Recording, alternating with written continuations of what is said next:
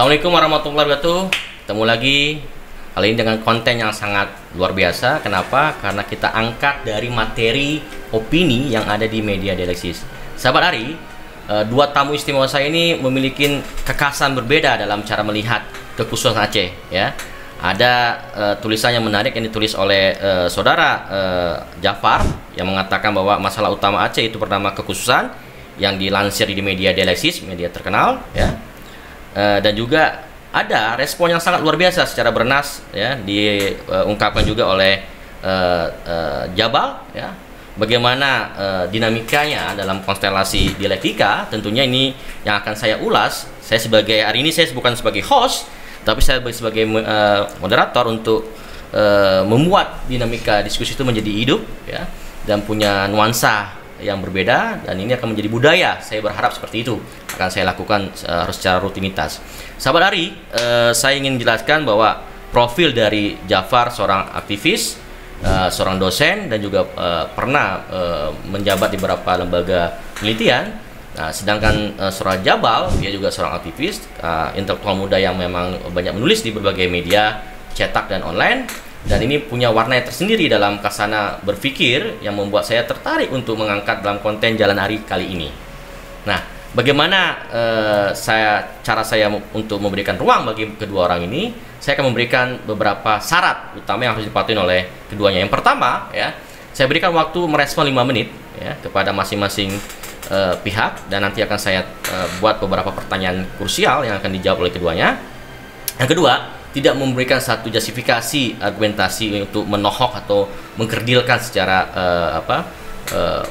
lisan, yang itu akan kita anggap tidak objektif, sehingga ruang-ruang ini adalah ruang untuk berdialektika secara baik dan santun, beretika. Yang ketiga, nantinya akan kita berikan ruang supaya mereka bisa mengeksplor terhadap apa yang menjadi keahlian dalam keilmuan secara mumpuni. Saya akan berikan ruang kepada Bung Jafar. Selamat sore Bung Jafar. Makasih sudah hadir di Jalan Ari spesial di studio kami. Yang memang, ya, kita mulailah dari studio ini untuk bagaimana membangun satu proses dialektika bagi Aceh yang nanti akan bisa berguna ke depannya. Bung Jafar, saya agak tergelitik sekaligus betul-betul ngenes di hati. Kayaknya Bung Jafar menulis dengan jiwa raga yang mendalam, ya, karena kayak saya lihat, saya membaca mengalir, ya, dan itu bagaikan suatu hal yang saya mengaminkan juga dengan beberapa pemikiran Bung Jafar, tapi juga ada yang tidak saya aminkan. Di sini saya melihat ada konstelasi berpikir Bung Jafar yang memang berangkat dari kegelisahan, fakta, ya, yang itu dikonstruksikan dalam bentuk tulisan. Dan stressing pointnya, apa masa kekhususan di Aceh yang dikaitkan dengan syariat Islam? Nah, terima kasih Bung Ari. Pertama, tulisan saya itu tulisan reflektif, dan itu memang sangat mendalam sekali. Saya coba menguliti beberapa elemen, ya kan, mulai dari kampus, kemudian politisi, pemimpin, dan juga agamawan. Nah, itu tulisan mendalam, reflektif, makanya mungkin tidak disertai data-data atau apa, bukan tidak disertai data sebenarnya. Tapi bicara data sebenarnya, manusia itulah data. Dari pengalaman, dari apa yang dia rasakan. Human itulah data itu real data itu. Nah, posisi manusia itu juga ada kalanya juga nggak bisa dijangkau oleh survei misalnya. Nah, bicara syariat Islam di Aceh itu sudah berlangsung 20 tahun. Sebenarnya saya sudah katakan itu dari tahun 2000, saya sudah katakan itu. Syariat Islam di Aceh yang sudah berlangsung 20 tahun, tapi ini kan sudah sangat terlambat sekali itu. Sebenarnya syariat Islam di Aceh yang sudah berlangsung 20 tahun itu bisa menghasilkan satu norma yang bisa jadi rujukan dunia, bisa dipakai oleh dunia. Syariat Islam di Aceh. Aceh punya kesempatan itu. Misal, dengan syariat Islam itu bisa menjaga hutan, bisa menjaga lingkungan. Dengan syariat Islam itu bisa menjaga air, bisa mensejahterakan masyarakat, bisa menjaga perempuan dan anak. Syariat Islam di Aceh. Itu esensinya. Iya. Aceh bisa melakukan itu, tapi Aceh sudah menyanyiakan itu 20 tahun. Kenapa ujungnya harus ke syariat Islam larinya sebagai penyebab, dalam tanda kutip dalam tulisan Jabar kok mensatir, kok harus ditarik-tarik ke arena syariat Islam yang belum tentu itu menjadi satu hal yang urgent dan memang satu hal yang objektif sebagai satu sudut pandang. Ya, karena sebenarnya syariat Islam itu di Aceh itu kan sudah dilembagarakan. Ya kan? Sudah dilembagarakan dan sudah berlaku dia. Cuman ada persoalan-persoalan implementatifnya itu. Nah, karena ini sudah dilembagarakan, orang kan fokus pada ini. Yeah. Di Aceh itu syariat Islam kan ingin dijadikan semua rujukan gitu. Tapi terakhir kan menimbulkan banyak persoalan kan. Seperti saya katakan tadi, punya kesempatan untuk melahirkan satu norma baik hukum atau apapun yang bisa menjadi rujukan dunia dan dipakai oleh dunia. Tapi apa yang terjadi? Pergub 25 2007. Kanun nomor 4 tahun 2016 tentang apa? Tentang pedoman pendirian rumah ibadah. Sangat diskriminatif. Apa yang terjadi? Ya kan? Seandainya dirubah, ya kan? Aceh itu sangat toleran dengan syariat Islamnya itu. Apa umat agama yang lain, Kristen, Hindu, Buddha bebas dan tidak ada persoalan sama sekali dalam mendirikan rumah ibadah, maka Aceh itu akan jadi rujukan dunia tentang toleransi. Dan itu penting sekali, tapi itu nggak terjadi. Lihat perempuan dan anak, nggak bisa dilindungi kan? Kasus kekerasan terhadap perempuan dan anak itu tinggi di Aceh. Dan itu sangat tragis dan mengenaskan, bahkan nggak terjadi dimanapun. Bicara kemiskinan, Aceh 2012 itu 15,53% miskin. Masuk termiskin se-Sumatera, ya, dan 5 termiskin di Indonesia itu Aceh. Ya, saya nggak begitu mention ya. Mention dengan pikiran saya, kenapa harus justifikasinya ujungnya itu kok sebagai sumber masalah kok di syariat Islamnya itu loh. Sedangkan kita ketahuin peranata regulasinya sudah ada, kita ketahui juga orang yang menjalankan juga punya kapasitas ya, dalam memahami syariat Islam ya, baik ataupun orang yang kalau dalam tulisan itu yang membuat produk hukum itu juga orang akademisi yang saya baca tulisan Bung Jafar. Betul. Tapi tetap aja kok dalam aplikatifnya tidak seindah apa yang kita bayangkan kayak di surga-surga. Oke, sekarang begini, Bung, saya urai supaya lebih detail ya. Saya urai lebih detail. Ya persiapan karena waktunya. Ya, saya urai lebih detail. Di Aceh itu ada 30 pantai yang indah dan instagramable di Aceh itu. Apakah semua potensi itu termanfaatkan? Ya, sampai minum ya. Dan apakah syariat Islam ya yang kadang-kala juga dijadikan peranata dalam tatanan sosial di masyarakat itu berpengaruh tidak pada yang seperti ini? Investor misalkan. Sebenarnya kalau kita mau lihat Aceh ini, gini Bung, saya umpamakan pada 2 hal. Yang pertama, trek Aceh ini bersalah. Ketika treknya pengen sejahtera, tetapi jalannya itu bukan sejahtera itu. Sama kayak orang jogging ya.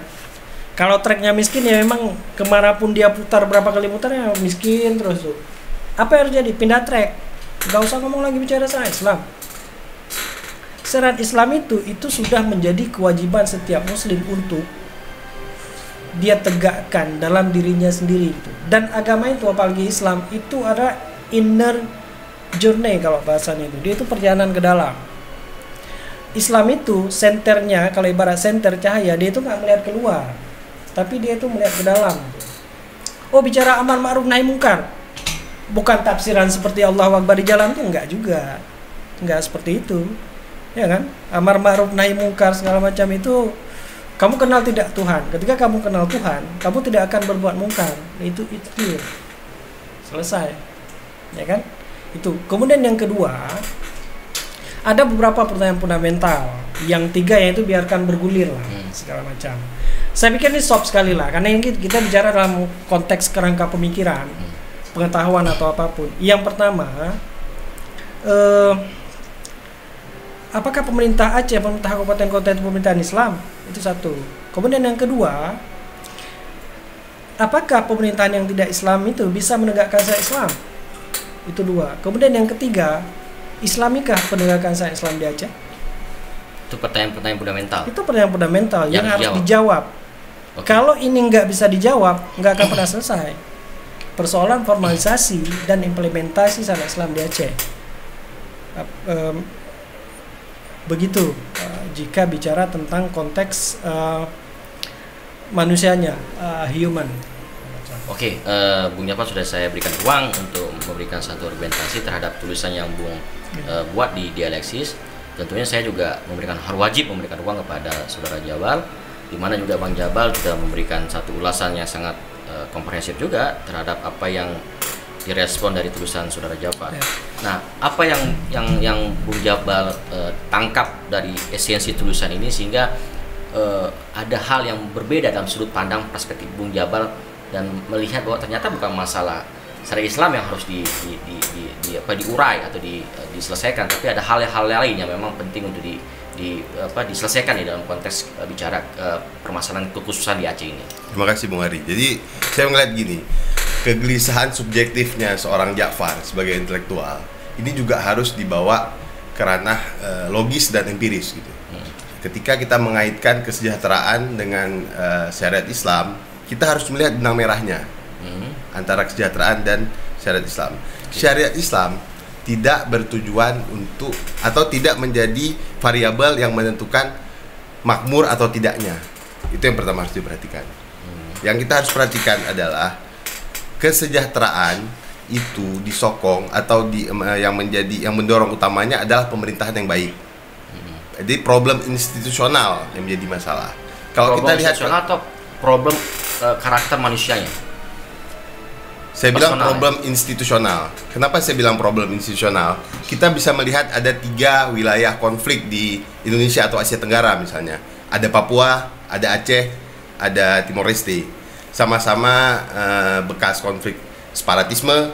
Kemudian Papua dan Aceh sama-sama mendapat dana otsus. Timor Leste sudah merdeka. Timor Leste dan Papua mayoritas Kristen. Di Timor Leste Katolik. Kemudian partainya Fretilin, tapi juga gagal gitu. Setelah mereka merdeka, mereka gagal untuk menuju kesejahteraan. Artinya kesejahteraan ini bukan suatu mimpi utopia. Tapi mereka kan bukan berbasis syariat Islam. Mereka nggak berbasis syariat Islam. Artinya yang saya mau katakan bahwa apple to apple ya harus ada satu negara atau wilayah yang memang sudah menerapkan syariat Islam yang secara benar secara kebijakan dan mayoritasnya orang Islam.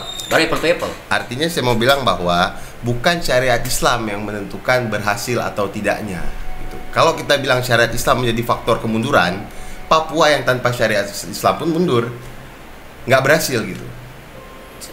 Yang menarik tadi stressing pointnya ada masalah institusional, sedangkan saya baca di tulisan Bung ya ada hal juga menjadi permasalahan. Aturan sudah ada juga dibuat, pelatihan bagi sumber daya manusia juga dibuat, pemahaman agamanya juga ada. Lantas kok begini? Problem institusional yang saya maksudkan bukan pada pelaksanaan syariat Islam, tapi pada pelaksanaan pemerintahan daerah gitu. Pemerintahan daerah di Aceh maupun di Papua, kita tahu kalau kita bisa bilang cenderung ada korupsi misalnya, lebih cenderung banyak penyimpangan-penyimpangan. Itu yang membuat pemerintahan daerah di kedua daerah ini tidak efektif. Tapi syariat Islam kita lihat, syariat Islam ini punya fungsi untuk menciptakan keteraturan sosial. Jadi syariat Islam pertama sebagai nilai itu membuat masyarakat menjadi masyarakat yang lebih baik dengan nilai Islam. Ya. Oke, sepakat. Yang kedua, syariat Islam juga mengatur wilayah legal formal. Artinya ada paksaan di situ. Ada paksaan di situ untuk mematuhi nilai-nilai Islam tadi. Nah, gitu. Jadi suatu masyarakat di peradaban manapun, kita bicara peradaban dari yang paling kuno sampai yang paling modern, itu sudah pasti masyarakat sebuah peradaban itu punya nilai. Dan kedua punya aturan hukum. Dan nilai dan aturan hukum ini punya korelasi saling mendukung. Aturan hukum menguatkan nilai membuat masyarakat taat pada aturan hukum, dan ini yang menciptakan keteraturan sosial. Nah, sekarang faktanya yang terjadi di Aceh dengan nilai dan aturan hukum itu apakah memang sudah sesuai dengan imajinasi kita dalam hal untuk membawa satu perubahan dalam tatanan keteraturan syariat Islam itu? Saya tidak menafikan bahwa secara statistik ada permasalahan-masalah tetap kita alami di Aceh. Tapi kita bisa melihat juga dari refleksi subjektif saya, sebagaimana refleksi subjektif Bung Jafar tadi. Misalnya saya mati Honda tengah malam nih, habis minyak misalnya. Ada orang yang mau dorong, mau bantuin. Itu kan menunjukkan gimana nilai saling tolong menolong itu ada pada masyarakat kita. Ini kan suatu kelebihan yang kita nggak lihat. Kita tidak lihat itu di masyarakat. Nah, kalau begitu imajinasi dan satu aturan logika yang dibangun, maka apa yang dikatakan oleh Bung Jafar ini ada korelasi juga. Saya melihat ini berarti ada kesamaan, ada mirip kesamaan. Hanya saja ruangnya berbeda ini. Ini gimana melihatnya? Saya melihat seorang Bung Jafar ini orang yang konsisten untuk mengkritisi syariat Islam. Kalau kita baca beberapa tulisannya yang lain, bukan hanya syariat Islam sebenarnya. Bung Jafar ini juga kritis terhadap agama.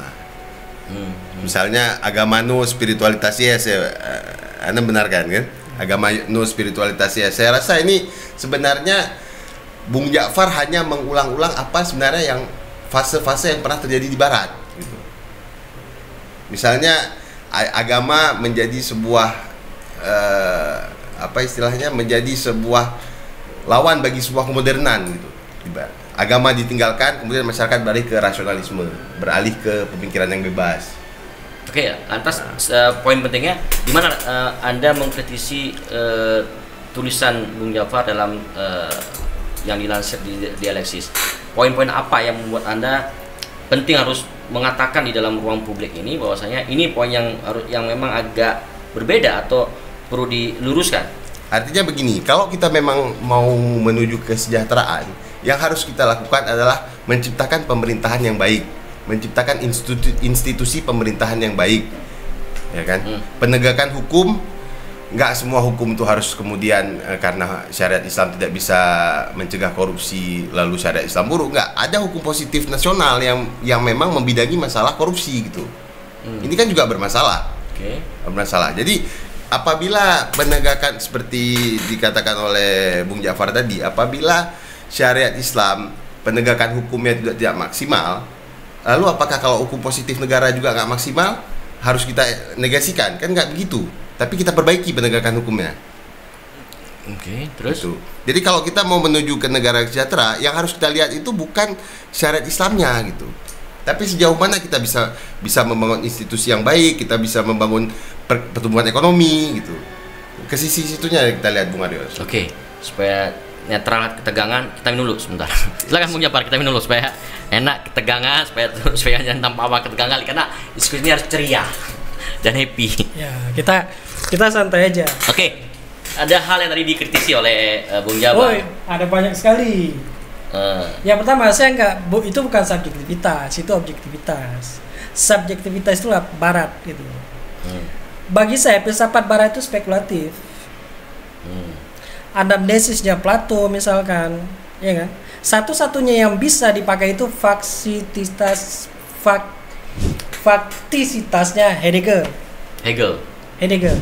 Martin Heidegger. Dia melihat manusia itu yang disebut kemudian dengan fenomenologi. Nah, kita melihat manusia itu seutuhnya, manusia yang belum diintervensi, oleh antropologi, belum diintervensi oleh sosiologi, belum diintervensi oleh ekonomi, belum diintervensi oleh agama. Itulah manusia seutuhnya yang dia bebas dan unik. Ya panjang kalau kita ulang ya, uras their being. Jadi saya melihatnya objektif, tidak pada sesuatu yang subjektif.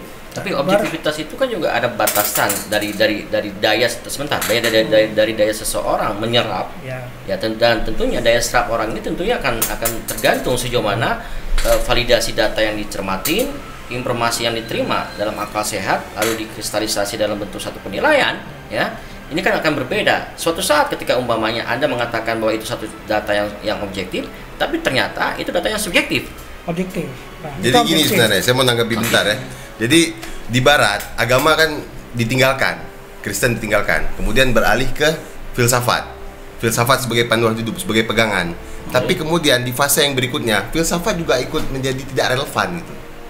Ya. Orang beralih ke sains. Jadi debat-debat antara filsafat dan sains berlangsung di barat.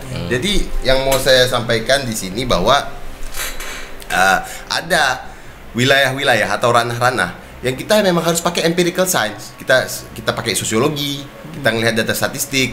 Ya ini dan yang dilakukan oleh Bung Jafar gak inference science yang dilakukan oleh beliau ketika umpamanya dia mencermati dari tubuh kita ini kan alat metodologi dalam bagaimana. Sebenarnya saya belum tuntaskan. Oke. Kasih waktu 2 menit saja, saya tuntaskan. Oke, silakan. Ya, saya kasih 2 menit, saya tuntaskan itu. Ya. Persoalan terkait dengan filsafat. Objektivitas itu adalah intuitif. Tidak pernah ada pada indrawi dan empiris. Kan mengaku itu. Immanuel Kant. Mengaku itu. Das Ding Ansik. Artinya kan sesuatu di sebalik tembok gitu. Kalau contoh perdebatan antara seorang fuqaha dengan seorang sufi, ya kan? Di belakang tembok ada kura-kura enggak? Orang fikih, orang syariah itu berdebat. Ada dengan dalil begana begini. Sufi dia masuk kemari, dia lihat. Nah, kemudian dia kembali kemari. Nah, kalau Muhammad Iqbal, saya baru tulis itu tadi itu. Mungkin Jabar juga baca itu. Saya belum baca, tapi saya akan baca. Nah, saya menulis tentang metafisika Iqbal itu.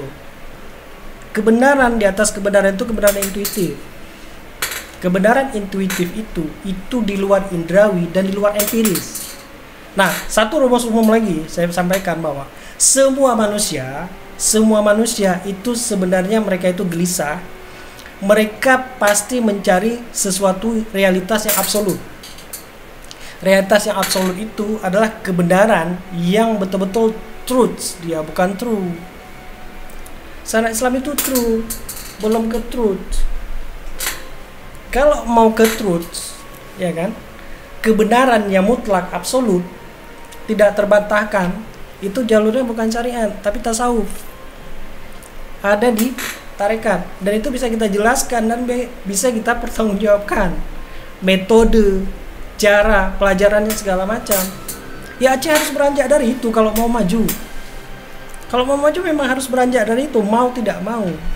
Seperti yang dikatakan oleh Jabal tadi, institusi sosial yang harus diperbaiki, ya kan? Pemerintahan yang baik, tidak korupsi segala macam. Justru dengan formalisasi Islam sebenarnya harus melakukan itu. Dilakukan nggak hari ini? Makanya pertanyaan paling fundamental tadi, Islami nggak pemerintahan kita gitu? Enggak bisa. Kalau kita rujukannya misalkan, ya akhirnya parsial, main-main kita. Semua manusia itu jadi korban kan? Kita cabut orang, kita permalukan orang. Saya juga kerja mendata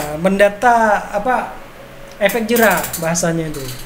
Efek jerah dari implementasi penegakan syariat Islam terhadap tingkat orang melakukan kejahatan, ya orang melakukan, ya kalau dalam kanun disebut maisir, kemudian khamar atau apa segala macam, ya kan?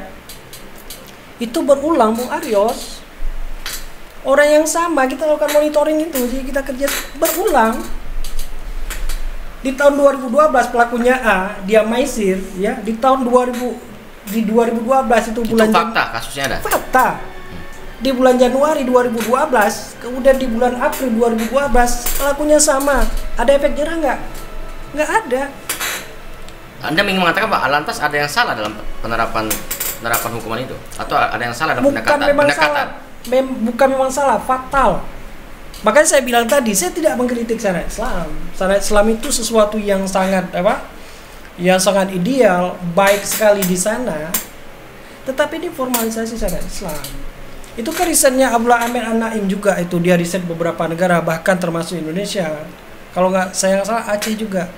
Syariat Islam ketika diformalisasikan di situ muncul banyak masalah, nggak bisa dipungkiri. Makanya saya bilang tadi, kehadiran syariat Islam seharusnya bisa memperbaiki tatanan sosial itu. Tapi itu kan nggak bisa dilakukan. Sama seperti saya bilang tadi, teman saya melakukan riset, dia melakukan riset di sebuah negara di Asia Tenggara. Sedikit lagi Bung, untuk Bung ya, di sana masyarakat Buddha dengan agama Buddhanya itu bisa menjaga hutan, bisa menjaga sungai, tidak cuma bisa menjaga hutan tidak digunduli, tidak ada galian segala macam, bisa. Saya selama Aceh nggak bisa kan? Ya begitu. Oke, Bung. Gimana? Oke, saya mau nanggapin tadi masalah dari awal lagi ya. Saya minum dulu ya. Dari awal tadi masalah Iya.